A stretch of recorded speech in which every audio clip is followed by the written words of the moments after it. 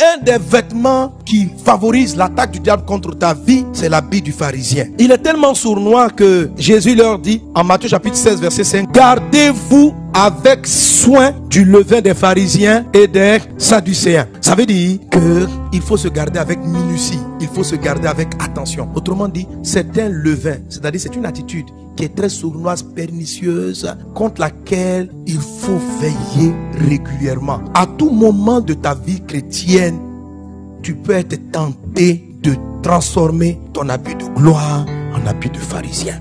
Jésus n'était pas en train de dire ça à des païens. Ils étaient dans la barque et il parlait à ses disciples. Il dit, gardez-vous. Ça veut dire, vous mes disciples, vous croyez en moi, mais vous pouvez à un moment donné porter l'habit des pharisiens. Gardez-vous. Et il ne dit pas gardez-vous simplement, il dit gardez-vous avec soin. Amen. Normalement, garder, ça veut dire de faire très attention. Et si on ajoute avec soin, c'est que c'est avec soin. Il faut te scruter attentivement. Jésus explique ce que c'est que le levain des pharisiens en Luc chapitre 12 verset 1. Il dit, sur ces entrefaits, les gens s'étaient rassemblés par milliers au point de se fouler les uns les autres. Jésus se mit à dire à ses disciples. Donc là encore, vous voyez qu'il parle aux disciples. Il dit ceci, avant tout, dis à ton voisin, avant tout. Donc avant d'être béni, avant d'être élevé, avant tout, gardez-vous du levain des pharisiens, virgule, qui est quoi? L'hypocrisie. Alors, comment ce levain-là peut-il arriver dans la vie d'une personne? Il y a deux moyens, deux choses qui expliquent l'avènement ou le fait de porter l'habit du pharisien. La première des choses, on appelle ça l'accumulation des cadavres dans le placard. Les cadavres, un cadavre dans ton placard. C'est-à-dire, tu mets les morts, il y a des morts. Quand tu cumules les morts, ça te transforme en habit des pharisiens. Et la deuxième chose, ce sont les mauvais trésors. Pourquoi je parle des cadavres? C'est à cause de ce que Jésus a dit en Matthieu 23, verset 27. Il dit ceci en Matthieu 23, 27, parlant des pharisiens. Malheur à vous, scribes et pharisiens hypocrites, parce que vous ressemblez à des sépulcres blanchis qui paraissent beaux au dehors et qui au dedans sont pleins d'ossements de mort et de toute espèce d'impureté. Vous de même, au dehors, vous paraissez juste aux hommes, mais au dedans, vous êtes pleins d'hypocrisie et d'iniquité. Alors, la première cause de l'habit des pharisiens, c'est ce que je vous ai appelé les tombeaux blanchis. C'est-à-dire, tu marches sur un sol de marbre, mais en réalité, c'est un cimetière. En dessous des carreaux, en dessous du marbre, il y a les morts. Vous savez, la Bible dit que celui qui n'aime pas son prochain est un meurtrier. Quand tu détestes une personne, quand tu parles mal de quelqu'un, quand tu as une pensée négative dans ton cœur vis-à-vis de ton prochain, la Bible dit que tu es un meurtrier. C'est de là que viennent les cadavres. Un meurtrier, il a des cadavres. Donc ce n'est pas que tu es parti tuer quelqu'un physiquement. Parce que d'où vient ce fait qu'on méprise ou qu'on déteste certaines personnes? C'est souvent à cause de ce que ces gens ont fait. La Bible nous donne un process de règlement des situations frustrantes. Il dit, si ton frère a péché contre toi, que tu t'en souviens, va le voir et reprends-le entre lui et toi seul. Si ton frère se répand, tu l'as sauvé. Maintenant, s'il ne veut pas changer, s'il ne reconnaît pas, s'il ne se répand pas, prends une tierce personne, donc un deuxième personnage, et puis allez parler à ce dernier. Matthieu 18, 15, si ton frère a péché, va et reprends-le entre toi et lui seul. Toi et lui seul à seul. Amen. S'il t'écoute, tu as gagné ton frère. On continue. Mais s'il ne t'écoute pas, prends avec toi une ou deux personnes afin que toute l'affaire se règle sur la déclaration de 2 ou 3 témoins. S'il refuse de les écouter, dis-le à l'église. Et s'il refuse aussi d'écouter l'église, qu'il soit pour toi comme un païen et un publicain. Quand on dit qu'il devient pour toi comme un païen, ça ne veut pas dire que tu n'as pas lui parler. Ça veut dire que tu passes en mode d'évangélisation. Amen. Un païen s'évangélise. Quelqu'un est avec moi? Un païen ne se chasse pas. Un païen ne se fuit pas. Un païen s'évangélise. Ça veut dire qu'il ne faut plus le considérer comme un frère. Il faut le considérer comme une âme à gagner. Donc quand tu vas lui rendre visite, frère, Jésus a donné sa vie pour toi. Crois au Seigneur Jésus. Oh, vous êtes dans la même tribu, vous êtes dans le même département. Christ, il a donné sa vie. Il dit, mon ami, toi tu aimes évangéliser, moi, est-ce que tu me connais? Tu dis, mon ami, un chrétien ne fait pas ce que tu fais. Comme je t'ai parlé, tu ne comprends pas. Et puis tu ne vas pas te repentir. C'est que Jésus, tu ne l'as pas rencontré. Donc je viens t'évangéliser, je veux te convertir toi, mon frère. Donne ta vie à Jésus. Alléluia. Il y a certains qui ont compris ce texte comme s'il fallait rejeter celui qui n'était pas en train de changer. Qu'est-ce qu'on fait avec un païen? Aller par tout le monde et faire de toutes les nations des disciples. Un païen s'évangélise. Un frère s'édifie. Un païen s'évangélise. Tu voulais l'édifier dans le Seigneur. Il a refusé de se laisser édifier. Passe un mot d'évangélisation. Amen. Alléluia. Donc voilà le process. Mais quand les gens changent ce process, c'est ce qui les transforme en pharisiens. C'est une des premières des choses. C'est cette forme d'hypocrisie que Dieu n'apprécie pas et dans laquelle nous tombons souvent. Tu vois une personne qui a fait quelque chose qui n'est pas bien ou qui a une attitude qui est négative et tu n'as pas le courage d'aller vers elle pour dire, mon ami, ce que tu as dit ou ce que tu as fait, Dieu n'apprécie pas. Il faut te repentir, il faut changer. Tu ne pries pas pour la personne, tu ne lui dis rien, mais ce jour-là, tu la classes dans ton placard de ton cœur. Ce gars-là, c'est comme ça, il est un mauvais. Et tu enfermes. Il parle mal, mais c'est un gars, il n'est pas bien. Et tu mets ça dans le placard. C'est ça les cadavres. Et la chose qui vient après, c'est que lorsque tu entends que quelqu'un d'autre s'approche de lui, donc le même frère ou la même soeur, et tu vois un frère qui commence à tourner, tu vas voir, mon ami, je veux te prévenir quoi. Je veux te prévenir. La soeur là, elle n'est pas ce que tu crois. Ou bien, tu vois, on dit pas. On dit, j'ai appris que tu fréquentes telle personne. Tu dis oui. Tu dis, mais pourquoi? Tu dis, je n'ai rien dit. Et du coup, les gens autour de ce personnage, de ce frère, à qui tu reproches quelque chose, mais que tu n'as pas eu le courage de reprendre, les gens autour de lui commencent à s'en méfier.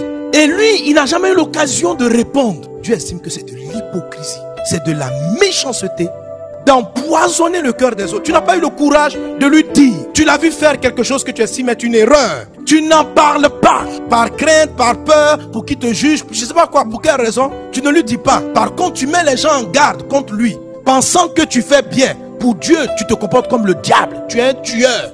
Tu es un tueur parce que comme tu ne lui as pas donné l'occasion, peut-être que tu as cru qu'il était en train de faire ça, mais ce n'était pas lui. Ou, en tout cas, il a une raison. S'il est dans l'erreur, il aura l'occasion de se repentir. S'il n'est pas dans l'erreur et que c'est toi qui as mal perçu, il a l'occasion au moins d'exprimer pour ne pas que ça fasse des dégâts demain. Mais sur la base de ce qu'on t'a dit, que celui-là, oh, c'est un chercheur de filles, il allume les soeurs ici, il allume les soeurs. Ma soeur, il faut faire attention à lui. Est-ce que tu es parti voir ce frère pour lui dire? Et maintenant, tu ne lui dis pas, tu informes tes autres soeurs dans l'église. Ma soeur, tu es en train de porter l'habit des pharisiens. Quand tu rentres à genoux pour prier, tu n'es plus exaucé. Tu te persuades que tu es pieuse par rapport à la personne, mais tu n'es plus pieux. L'habit du pharisien, ça vient des choses qu'on garde en nous, qu'on ne traite pas convenablement. Des frustrations, des choses qu'on estime être négatives, qu'on n'a pas le courage d'aborder en face et de dire ce que tu as fait n'est pas correct. Et ce que Dieu trouve dommage, c'est de sauter le seul à seul et d'aller dire à une tierce personne ce que tu penses de celui-là, sans que tu aies le courage une fois de t'asseoir devant la personne, d'abord de prier pour elle. Tu n'as jamais prié pour elle. Ce jour-là, tu l'as classée. Tu étais là un jour, vous êtes retrouvés, la personne ne t'a pas vu, mais tu étais de loin, tu l'as vu. Peut-être même que ce n'est pas elle. Et beaucoup de gens se disqualifient comme ça. Ils rentrent dans... C'est ça l'hypocrisie des pharisiens. Ils se persuadent qu'ils sont justes par rapport à quelqu'un. Qu'il y a des choses qu'eux ils ne font pas et que les autres font. Ils sentent qu'ils sont pieux. Et ils ont l'impression que... Pourquoi tu es en train de prier à ton frère? Pourquoi tu ne vas pas le prendre de côté? Pour dire, mon ami, toi le publicain là. Mais tu ne dis rien. Et vous êtes dans l'église et tu as un regard de classification. Et il y a des personnes qui sont là. On dit, mais j'ai vu le pasteur marcher avec un tel. Est-ce que le pasteur le connaît? Qui s'assemble. Et tu as l'impression que tu es pieux. Tu as porté l'habit des pharisiens. L'habit des pharisiens, c'est une forme d'hypocrisie où on n'a pas l'impression d'être hypocrite. Et l'Esprit du Dieu me dit, mon fils, tu n'as aucune idée du nombre de gens dans l'église qui portent l'habit des pharisiens et qui sont sortis de la protection divine, de l'assistance des anges. Il dit, c'est pourquoi beaucoup d'entre eux tombent malades. Je dis, ah bon? Il dit, oui, à cause de l'habit des pharisiens. C'est pourquoi ils ne sont pas privilégiés. Ils sont chrétiens, mais ils ne sont pas privilégiés. Les faveurs qui leur arrivent sont les mêmes qui arrivent aux païens. Pose-leur la question. La plupart, ils portent l'habit des pharisiens. Ils ne se rendent pas compte. Quand tu commences à porter, tu ne sais pas. Parce que tu crois que ta cause est juste. Tu crois que ta frustration est légitime. Mais le procès, c'est que tu as gardé cette frustration par rapport à ce frère, par rapport à cette soeur. Dans ton cœur, c'est ce qui a constitué ton tombeau. Et puis tu l'as blanchi. Par ton zèle, par ta piété et par l'apparence des choses. Dieu t'appelle tombeau blanchi. Il dit, tu les vois comme ça, ils brillent. Mais dans leur cœur, il y a des ossements. Il y a des gens morts là-bas. Ils ont déjà jugé, tué le frère, lui abandonné. Lui là, c'est un faux type. Et ils ont enfermé, ils ont couvert. Et ils sortent. Mes amis, nous devons déchirer l'habit des pharisiens. L'habit des pharisiens fragilise les chrétiens. Fragilise tes privilèges dans le ciel. L'habit des pharisiens est un habit d'opprobre. Est un habit qui sent la puanteur, même si apparemment tu es bien. Dans le monde spirituel, tu sens mauvais. Et le ciel est fermé à cause de ce vêtement. C'est pourquoi Jésus a dit, gardez-vous avec soin. C'est tellement sourd, c'est tellement subtil de commencer à juger les gens et de ne pas assumer la place. Si Dieu t'a donné de voir ce que les autres n'ont pas vu, pourquoi tu ne pries pas pour ton frère? Pourquoi tu ne vas pas le voir? Pourquoi tu ne vas pas lui parler? Pourquoi tu l'as jugé, classé, tu l'as mis à l'écart? Et Dieu va te rappeler ça quand quelqu'un vient te poser la question. Tu sais, si quelqu'un vient te dire, ce frère-là, j'ai envie de faire un business avec lui. Et tu sais que tu vas le déconseiller. Avant de gâter le nom de ton frère, dis à l'autre, mon ami, aujourd'hui je ne peux pas te répondre. Quand me posant la question, tu viens de me rappeler qu'il y a quelque chose que je n'ai pas réglé. Je te dirai ma réponse très bientôt. Attends un peu. Et tu vas voir la personne. Frère, j'ai appris, ou bien la dernière fois nous avons fait une affaire ensemble. Et voilà l'attitude que tu as eue. Depuis ce temps, j'ai considéré que je ne vais plus travailler avec toi. Mais je ne te l'avais pas dit. Je me suis dit que toi-même tu sais ce que tu as fait. Mais je n'ai pas dit. Je n'ai pas dit. Et c'est pour ça que j'ai arrêté de marcher avec toi. C'est pour ça que je me suis retiré. Son attitude ne glorifie pas Dieu, frère. Ce n'est pas toi. Je viens te dire en tant que ton frère, qu'on prie ensemble et que tu te répands. Alors soit il se répand et tu as sauvé quelqu'un. Il dit, frère, je reconnais. J'avais trop de problèmes. J'ai mis la main dans la caisse. Pardonne-moi. Que Dieu me pardonne. Pardonne-moi même de ne pas avoir osé te parler. Maintenant, il se peut qu'il ne se réponde pas. Je dis, toi, tu dis quoi? Toi aussi, tu n'as pas pris. Toi aussi, Vous commencez à rentrer dans ce genre de débat là. Tu lui parles. Maintenant, s'il n'a pas compris, tu dis, ah mon ami, j'ai voulu te dire dans l'amour de Christ. Et tu vas prendre 2 témoins. En ce moment-là, tu peux dire au gars qui vient te dire, et tu dis, non, mais je ne dis pas pour le juger. Allons le voir. 2 ou 3 personnes. Pour que cette affaire se règle sur le témoin de 2 ou 3 personnes. S'il n'a pas écouté, là maintenant, l'église est informée. Et tout le monde, les frères vont venir maintenant. Mon ami, il paraît que tu escroques tes camarades. C'est pas bon, et quoi l'église est informée. Si après ça, il dit, hey, dans la vie, tout le monde fait ça. Alors, tu le considères comme un païen. Tu l'aimes toujours. Mais maintenant, tu vas l'évangile. Jésus est mort pour toi à la croix, frère. Les voleurs n'iront pas au ciel. Mais si tu n'as pas fait ça, et tu as prévenu l'église, tu as prévenu des frères, avant d'avoir fait le seul à ceux, Dieu estime que c'est hypocrite. Et avec ça, tu continues de rire à lui à l'église. Vous venez, vous chanter ensemble. Vous faites l'accueil ensemble. Vous êtes dans la tribu ensemble. Frère. Mais ce que tu penses de lui, c'est pas ce qu'il croit que tu penses. Tu es toujours souriant. Ma sœur en Christ. Alléluia. Mais tu penses, celle-là, c'est... Et tu ne lui parles plus. Tu deviens bizarre. Tu changes d'attitude. C'est un habit de pharisien. C'est de l'hypocrisie. C'est de l'hypocrisie. C'est de l'hypocrisie. Tu n'es pas vrai. Tu n'es pas honnête. Ton sourire n'est pas honnête avec les gens. Dieu n'aime pas ça. Et ça met sur toi une sale odeur spirituelle qui combat tes prières. Il faut que tu arraches cet habit. Il faut que tu arraches. Jésus veut l'arracher parce que il veut te protéger. Il veut une grâce supérieure dans ta vie. Il veut te donner l'habit favorable. Mais si toi-même tu mettais l'habit de pharisien parce que tu l'excuses et tu le justifies, comment on peut ôter un habit que toi-même tu aimes et que toi-même tu excuses, tu tolères et tu cultives? Comment peut-on l'arracher? Aujourd'hui, dispose ton cœur. Ne juge pas ton voisin. Ne dis pas oui parce que tu as raison. Parce que moi-même dans l'église, je suis arrivé là. Voilà ce que les gens pensent de moi, ils m'ont pas dit. Laisse les autres ce qu'ils pensent. Mais toi-même, considère les gens qui t'ont offensé ou les gens de qui tu as eu un jugement. Et regarde, quand tu as fini de les recenser, à qui tu as parlé. Mais tu ne t'es pas trouvé en train de dire une information sur eux avant que tu ne leur aies parlé. Si tu trouves ça, c'est qu'il y a un cadavre dans ton placard. Comme c'est un seul, il faut vite l'enlever. Alléluia. On dirait qu'il y en a qui ont 10. Alors si tu es d'accord avec moi pour prier pour cela, pour qu'on notamment se tenir debout, on va demander à Dieu sa miséricorde et on va ôter les cadavres des placards dans le nom de Jésus. Il faut prier. Enlève l'appui du pharisien. Dieu est bon pour toi de te dire cela parce qu'il t'aime.